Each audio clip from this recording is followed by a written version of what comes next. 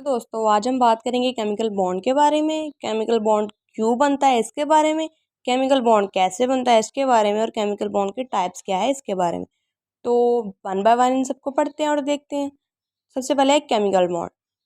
अब chemical bond क्या है? ऐसे स्ट्रॉन्ग अट्रैक्टिव फोर्सेस जो एग्जिस्ट करती हैं किसी भी एटम्स के दरमियान, जो मॉलिक्यूल बना रहे हैं उसको बोलते हैं हम केमिकल बॉन्ड। या ऐसी फोर्स जो दो या दो से ज़्यादा एटम्स को इकट्ठे रखती है एक स्टेबल मॉलिक्यूल बनाने के लिए, उस फोर्स को क्या हम कहते हैं? Chemical bond. अब मॉलिक्यूल्स बनाने की ज़रूरत क्यों पेश आई, एटम्स क्यों मिलते हैं एक मॉलिक्यूल बनाने के लिए? तो ये है कि जो पीरियोडिक टेबल में जितनी भी नोबल गैसेस हैं उनके पास स्टेबल इलेक्ट्रॉनिक कन्फिग्रेशन है। मतलब ये कि उनके वैलेंस शेल में या तो 8 इलेक्ट्रॉन्स हैं या तो 2 इलेक्ट्रॉन्स हैं। मतलब कि उन्होंने अपना ऑक्टेट रूल या डुप्लेट रूल कंप्लीट किया हुआ है। इसकी वजह से जो पीरियोडिक टेबल के अदर एलिमेंट्स हैं उनके पास इनकम्प्लीट और अनस्टेबल इलेक्ट्रॉनिक कन्फिग्रेशन होती है, और वो अपने आप को स्टेबल बनाने के लिए और अपनी इलेक्ट्रॉनिक कन्फिग्रेशन नोबल गैसेस की तरह बनने के लिए वो मॉलिक्यूल्स बनाते हैं ताकि वो स्टेबल हो सके।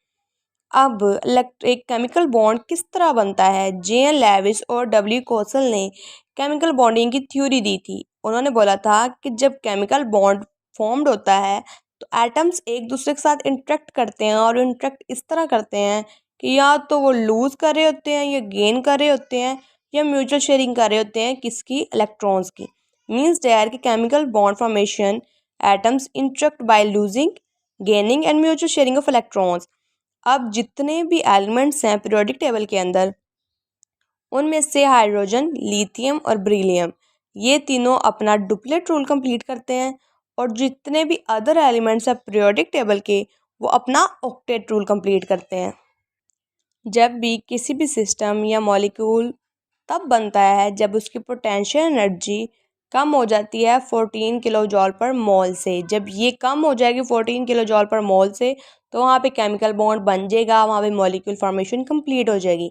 अब टाइप्स ऑफ केमिकल बॉन्ड्स, सबसे major 3 types of chemical bonds हैं: आयनिक बॉन्ड, कोवलेंट बॉन्ड और कोऑर्डिनेट कोवलेंट बॉन्ड। इनका हम शॉर्टली इंट्रो पढ़ लेते हैं। आयनिक बॉन्ड, आयनिक बॉन्ड के अंदर ट्रांसफर ऑफ इलेक्ट्रॉन्स होती है from one atoms to another atom. मतलब कि आयनिक बॉन्ड में एक एटम दूसरे एटम को इलेक्ट्रॉन्स ट्रांसफर कर रहे होते हैं। एक भी इलेक्ट्रॉन हो सकता है या एक से ज़्यादा भी इलेक्ट्रॉन्स हो सकते हैं।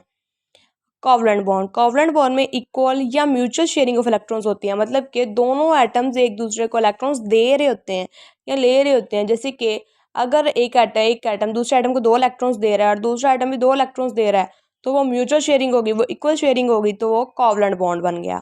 Coordinate covalent bond, coordinate covalent bond में अनइक्वल शेयरिंग ऑफ इलेक्ट्रॉन्स होती है। मींस दैट कि अगर एक एटम 3 इलेक्ट्रॉन्स दे रहा है और अगर दूसरा एटम 2 इलेक्ट्रॉन्स दे रहा है तो वो कोऑर्डिनेट कोवलेंट बॉन्ड बन जाएगा।